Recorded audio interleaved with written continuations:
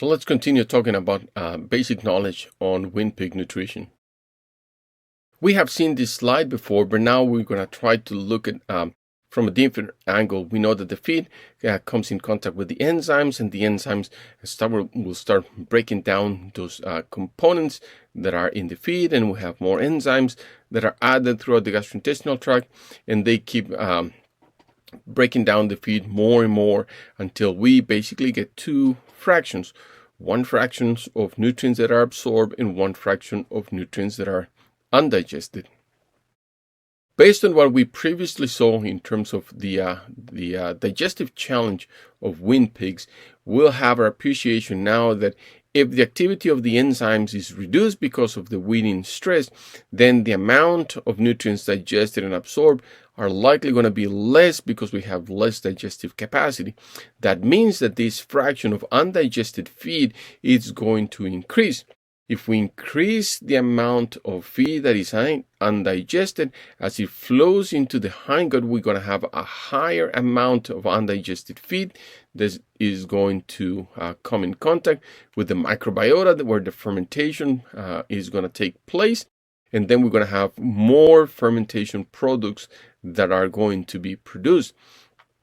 And let's remember that some of these fermentation products can be very useful to the animals. And we've been talking about, for example, the volatile fatty acids, but there's other products that we previously mentioned and we're going to mention again in the next few slides that are not beneficial to the pig, and to the contrary, they could be quite harmful.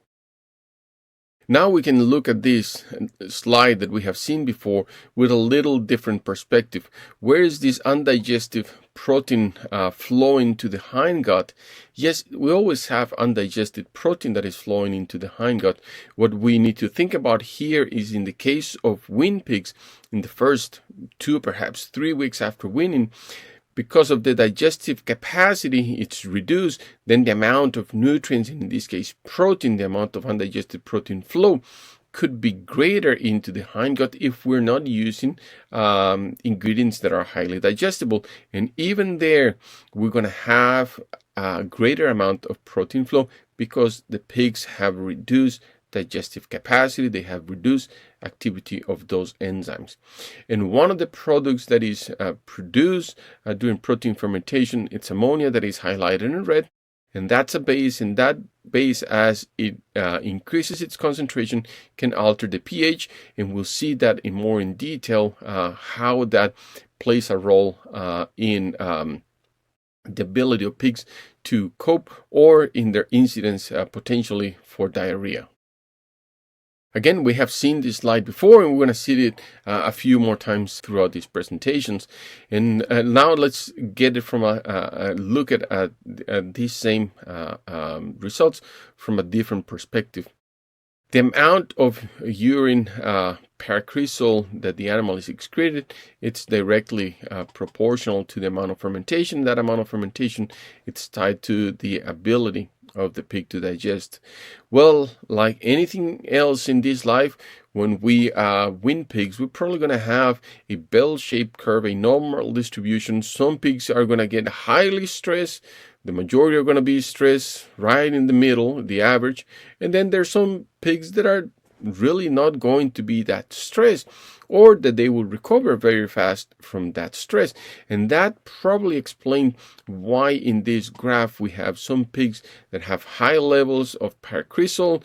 They're still perhaps highly stressed.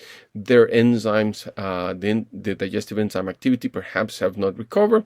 We have higher flow of protein into the hindgut, higher fermentation, and those animals are not growing because they're not digesting and absorbing. And then we have a highly negative protein fermentation. Like we mentioned before, the option is not simply to reduce crude protein, because if we reduce crude protein and amino acids in the diet, where these pigs are going to grow at a slower rate. So the solution is, can we reduce crude protein? And let's reduce crude protein as much as we can. Let's supplement amino acids as much as we can. because one of the advantages of crystalline amino acids is that they don't have to be digested. They can simply be absorbed, so we're not dependent on the digestive capacity of the enzymes to absorb those crystalline nutrients. The other thing that we know here is that crude protein in the diet, the more we put in, the more we're going to flow into the hindgut, and the higher the incidence of diarrhea that we have. And we can see here that there is a direct association and a clear association between the amount of protein provided in the diet and the amount of coliforms in the ileum.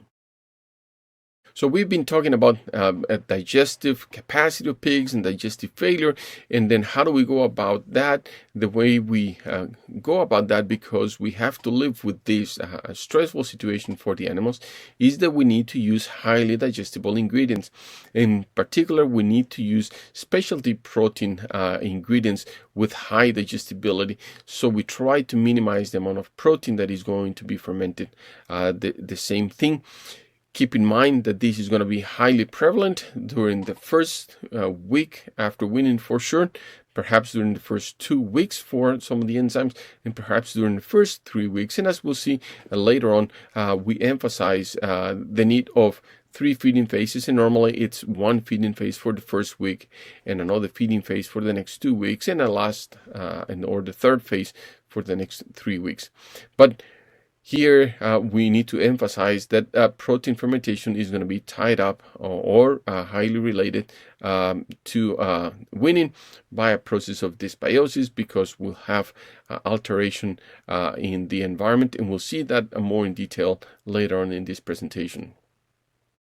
The preferred source of carbohydrates to be used is lactose, because we also saw how if we provide too much starch, then we also have reductions in terms of amylase activity. It recovers, but then here's also when we think about here that we need to provide starches that are highly digestible and that are easy to digest. The inclusion of highly and easy digested starch sources, it's better. One of the advantages of providing pellet diets is that this starch will undergo a certain degree of heat process. So the starch will be cooked, and cooked starch, it's more digestible than raw starch, and therefore we can have some potential advantage here of using pellet feeds. If we're going to include any fats or oils in the ration, particularly for weaned pigs, they need to be of super high quality. We don't want them to be rancid, because the pig has already a low capacity to digest these fats and oils. And let's remember that if a fat is not absorbed along the small intestine, in the large intestine they produce changes in the osmotic balance of the animals, and then that undigested fat draws a lot of water into the lumen, which also contributes to a type of diarrhea that is called secretory diarrhea. In the terms of soybean meal and food fat soybeans and a lot of other soybean-derived products, we need to be mindful that they do contain allergic proteins, which we're going to see more in detail in the next couple of slides. These allergic factors are proteins, and these proteins are highly prevalent, and the two main ones that we talk about are called beta-conglycinin and glycinin, and these proteins will cause some allergic reaction in pigs. Unfortunately, contrary to trypsin inhibitors, these two proteins, they are resistant to thermal process, and therefore the heating process that we subject soybean meal is not going to be enough to destroy these proteins, and these proteins will again elicit an allergic reaction in newly weaned pigs. We know what the values and the levels are of these allergic proteins. Not all soybean-derived products are the same. We can see that soybeans are the highest.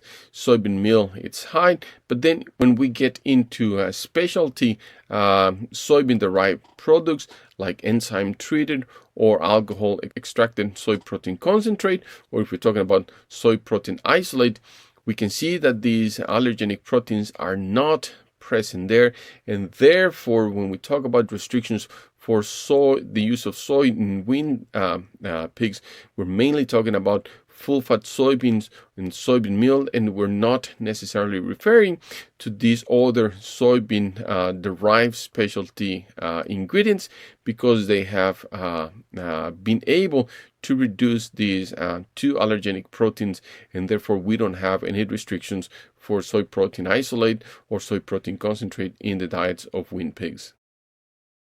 The mode of action of this allergic reaction is basically that the glycinin and the beta-conglycinin, upon encountering with the small intestine, they're going to produce a transient hypersensible reaction. This basically means that we're going to have villous atrophy. We're going to have some disruption of the gut barrier functions. Energy, proteins, and nutrients are going to be needed for the maintenance of the gastrointestinal tract. And if it's severe enough, then this can cause enough upset stomachs in the weaned pigs that they can actually reduce their feed intake. So how do we overcome this? We overcome this by slowly introducing the pig to this protein and allowing these allergic process to take place, and then to create what we call an immunological tolerance, where basically the pig learns that the first encounter they react on, and later on they just overcome, and then this allergy or this allergic reaction it will tend to disappear. If we look at the immune sensitivity of pigs to soybean meal allergens, we can see here that the soybean proteins, we can detect good amount of anti-soy antibody in pigs at 4 and 8 weeks of age, which is right after the weaning period. When we look at the villous height, then we can see at 4 weeks that when we provide soybean proteins in higher concentrations, then we have a significant reduction in the height of those villi, and therefore we have a reduction in the capacity to absorb nutrients. By 8 weeks of age, we can see that the villous height have recovered, and then the absorptive capacity has been restored. And therefore, this is the basis for what we say we need to introduce soybean meal and full-fat soybeans slowly to weaned pigs in order for them to become accustomed to these allergenic proteins, have their initial reaction, and then create this immunological tolerance, and then be able to recover from a villous height and digestive capacity and absorption. Now we're going to focus our attention to the levels of protein in the diets of weaned pigs. We have talked a lot about this. And in the next few slides, we're going to see basically a series of results from a study where diets vary between 19% and 22% crude protein, and we'll see the effects on weaned pig performance.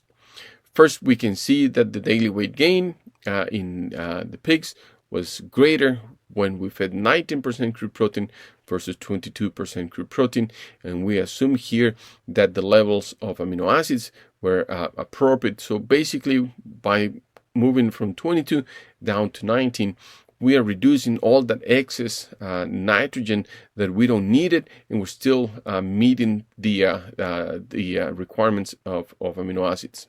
The feed gain or the feed efficiency, basically it's also improved in these animals. And we can say that the excess protein during the post-weaning phase is detrimental to growth and feed efficiency. When we look at apparent total tract digestibility, we can see that reducing crude protein increases the digestibility of dry matter, of crude protein, as well as energy. So basically we can see here that how reducing the protein level in the diet by a little bit improves the digestibility of nutrients throughout the gastrointestinal tract.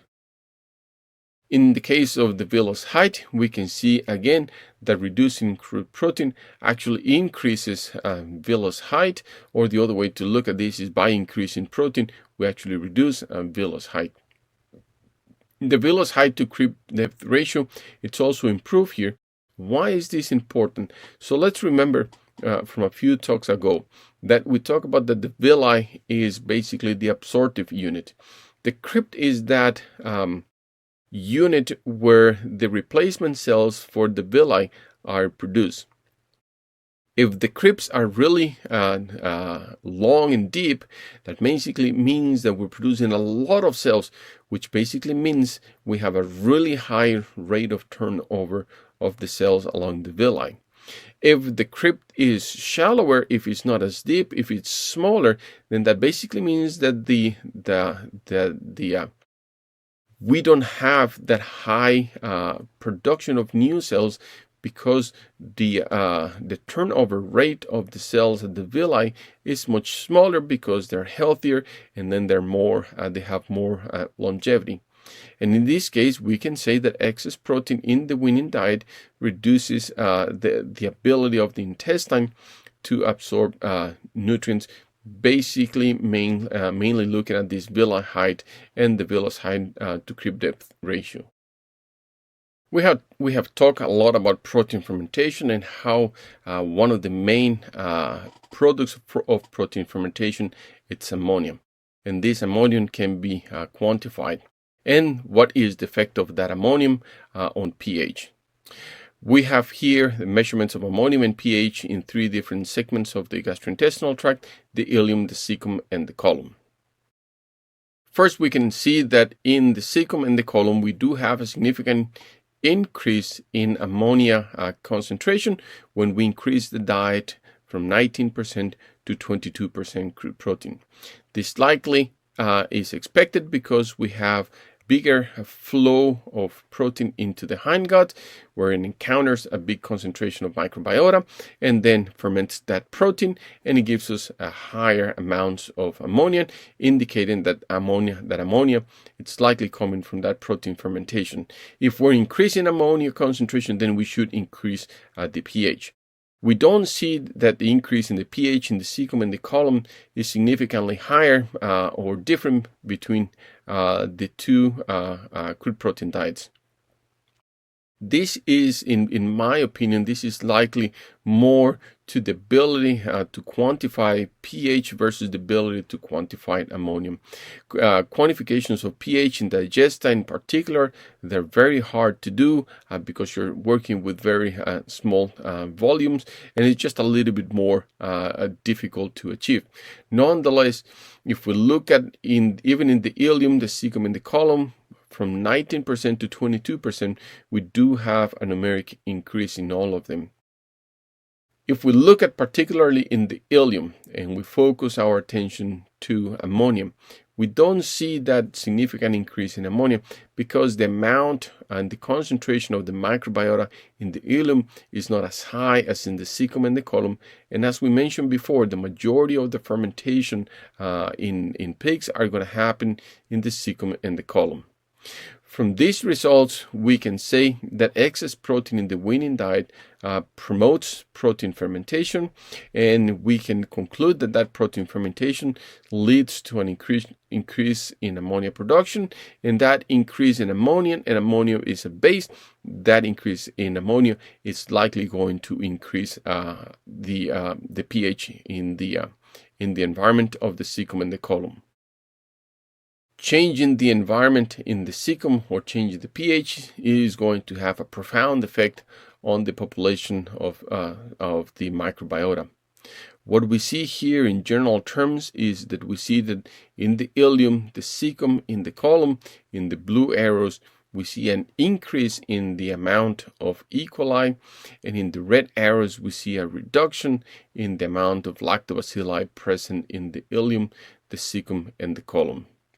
If we focus particularly in the colon, here is where we saw an significant increase in ammonium, likely an increase in pH. By increasing that pH, it's more favorable now for the growth of E. coli, and a higher pH is not as favorable for the lactobacilli population, and therefore this lactobacilli population tend to decrease. It's here where we say if we have massive fermentation in the cecum and we have this higher increase in E. coli, and let's remember that these numbers are on a logarithmic scale. So by higher fermentation, we have higher pressure, higher production of gases. Now we have a higher concentration of this E. coli. Then when that ileocecal valve opens, then some of these E. coli that are not causing any problem in the cecum can migrate into the ileum, where they can start producing some pathogenesis in the form of diarrhea. And then from these numbers, we can conclude that excess protein in the Weaned diet promotes the proliferation of E. coli and reduces the presence of lactobacilli. And in general terms, we associate the presence of lactobacilli with health in the gut. So if lactobacilli are being reduced, we will say that gut health it's getting worse. To conclude this mechanistic journey of different levels of crude protein, we have here a series of pictures on the right side that basically illustrate a fecal score from 1 to 5, where 1 is basically normal form stools and 5 is a watery diarrhea. If we look at the graph on the left and we look at the two levels of protein in the diet, the 22% in red and the 19% in black, we can see that as we progress throughout the weaning process, the quality of stools improves more towards that fecal score 1. But we start to see a greater separation between the two diets towards the 15 and 21 of the post-weaning period, indicating that the animals on the higher fecal score, because of everything that we have discussed previously, tend to have more watery stools. They're probably still running some cases of diarrhea. Remember that when we're looking at these values here, we're looking at averages. And therefore, we can conclude in this case that the excess protein in the Weaned diet is worsening and the fecal scores, is worsening the fecal stool consistency, likely because that excess protein is being fermented. That fermentation produces ammonia. That ammonia increases pH. That pH increase results in more E. coli and some other bacteria and less lactobacilli. And that changes could be influencing why we have these changes in stools. So we have been talking about that we normally recommend a minimum of 3 feeding phases for the nursery period. And here are these phases. We usually talk about in terms of body weight range of the first phase from about 5 to 7 kilograms or 1 week post-weaning. The second feeding phase from 7 to 11 kilos or about 2 weeks, a 2-week phase. And then the last phase can last 2 to 3 weeks, somewhere between 11 and 23 kilograms of body weight. And we can see as we go along down, we have different recommendations for the use of specialty ingredients, the amount of added fat, zinc and copper, whether we're going to use them just to provide them as a nutrient, or if we're going to use pharmacological levels of zinc oxide or copper sulfate or another copper source in order to promote growth. We talk about the weaning stress, and in this weaning stress, we know that when we wean pigs, they're going to lose body weight. And then this stress could be exacerbated if we are transporting the pigs for long periods of time. Let's remember that it's not only separation of the mother, but it's a change from milk that is liquid, that is warm, to a feed that is cold, that is dry, that is tastes very differently. We also add into the weaning stress the fact that we're mixing pigs from different litters, and pigs are very hierarchical and social animals. So when we mix pigs, they are going to fight until they establish their hierarchy. And weaning, it's also the time when we applied several vaccinations. So we're stressing these animals from a lot of different points of view in terms of we have nutritional stress, we have digestive capacity stress, we have social stress, we have environmental stress, we have immune stress. There's a lot of stress going on these animals. And that's why we talk about that the first 3 weeks post-weaning are the most critical period for weaned pigs. A lot of the times we set the goal for the first week post-weaning to say, if we have pigs at the end of the first week post-weaning weighing what they were at the beginning of the week, we're doing okay.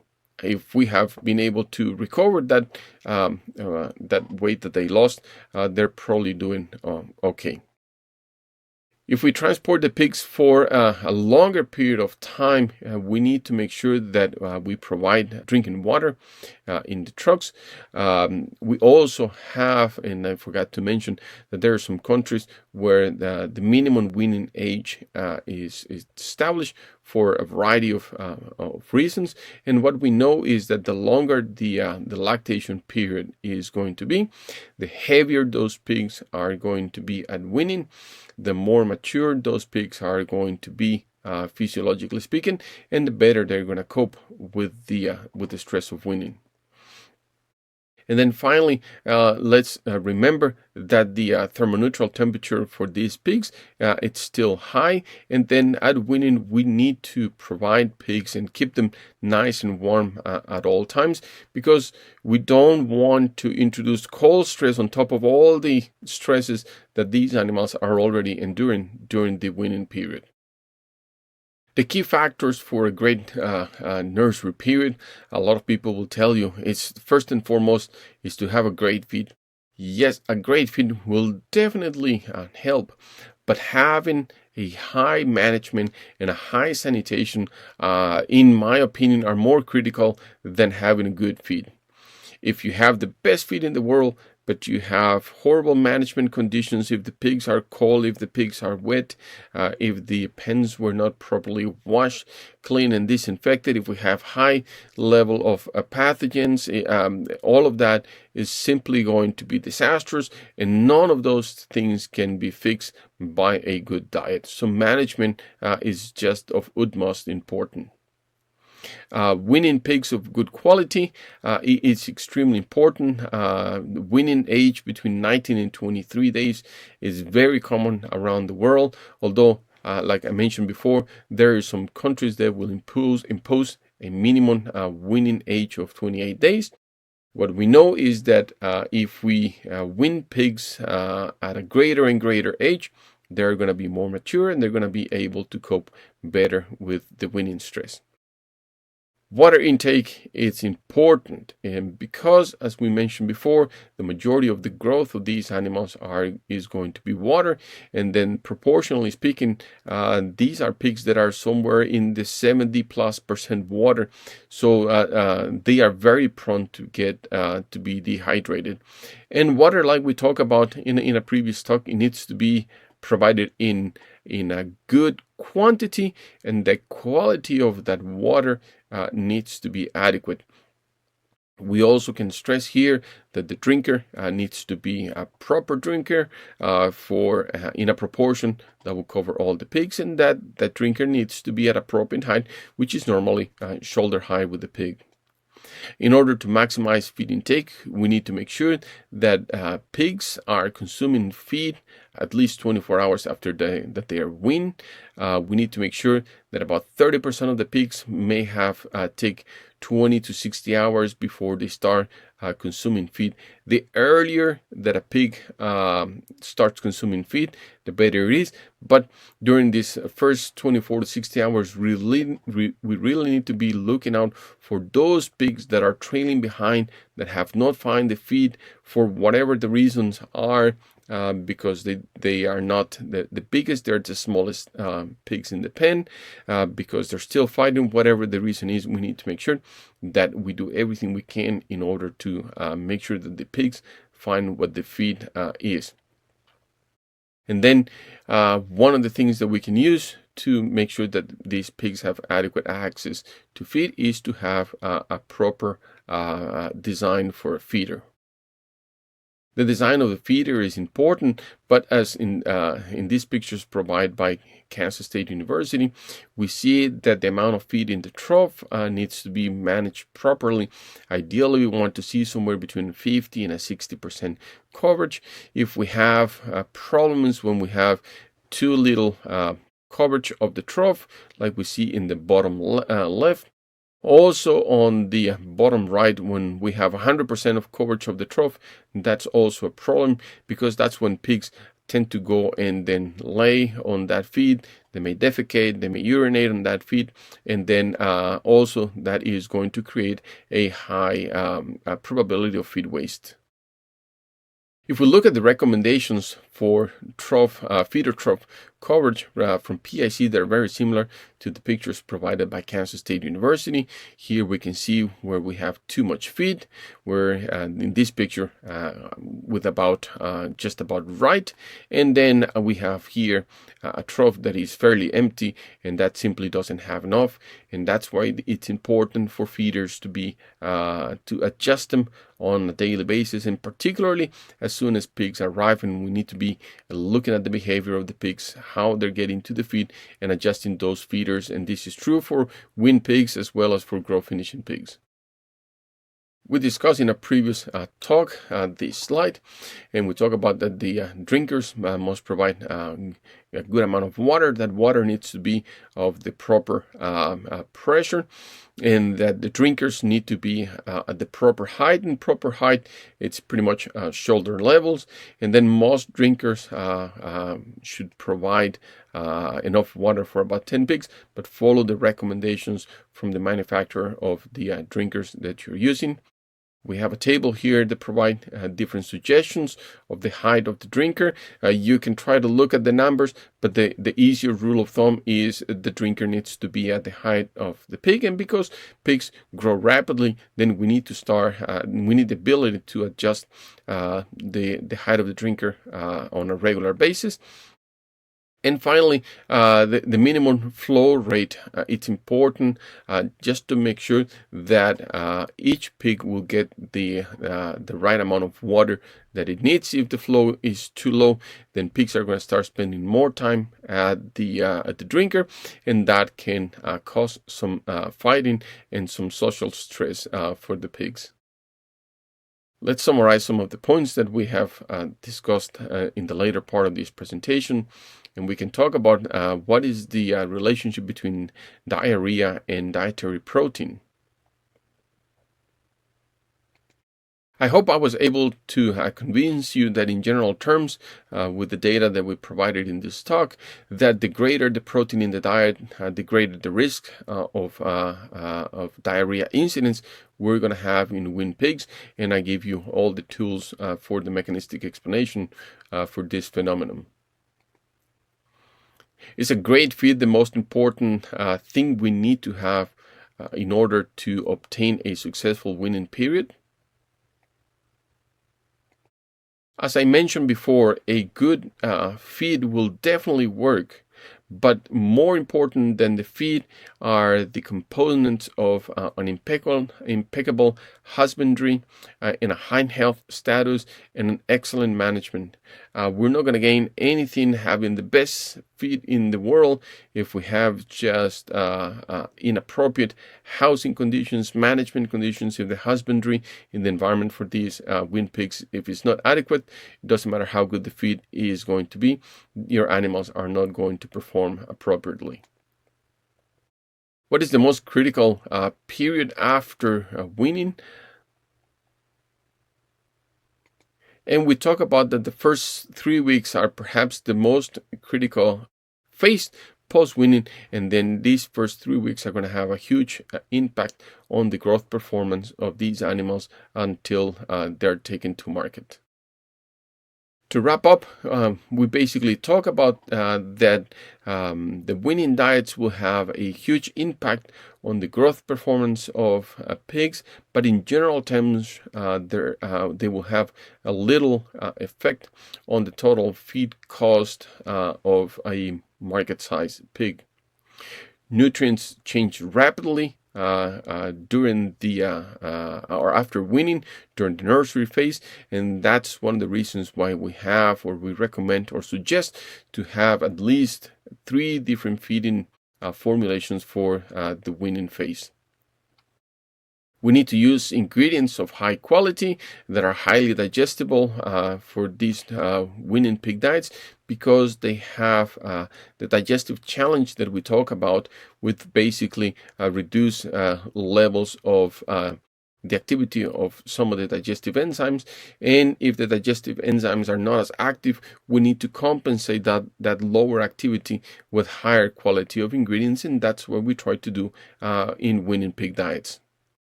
The main objective during the first week post-weaning is to be back at the weaning weight, or to be better than at the weaning weight. We know that we have severe problems if after 1 week the pigs, or the average weight of the pigs, is less than the weight of the weaning weight. Then we know that we need to make some real changes to the feed formulation, the feed ingredients, the management, the husbandry facilities. There is something that is definitely not working out. So take this as a little bit of a rule of thumb, indicating that after 1 week we should at least be back to the weaning weight. Soybean derived products contain proteins that are allergenic to pigs. These allergenic proteins are not susceptible to heat treatment, so they're going to be present even in the best quality soybean meal that you can possibly find. And what we do is we introduce slowly soybean-derived products to weaning pigs in order to create an immunological tolerance and overcome these allergic reactions. We also mentioned briefly that there's some specialty soybean-derived products that are low in these allergenic proteins, and those will have no restrictions in weaned pig diets. Finally, we talk about that the excess protein in the weaning diet is not going to be digested. This excess protein is going to be fermented. This protein fermentation will produce ammonia. This ammonia will increase pH. This increase in pH will increase the presence of lactobacilli and some other potential pathogens, and will reduce the presence of beneficial bacteria, lactobacilli. And the higher the amount of protein in the diet, the higher the risk that we have for pigs to develop post-weaning diarrhea.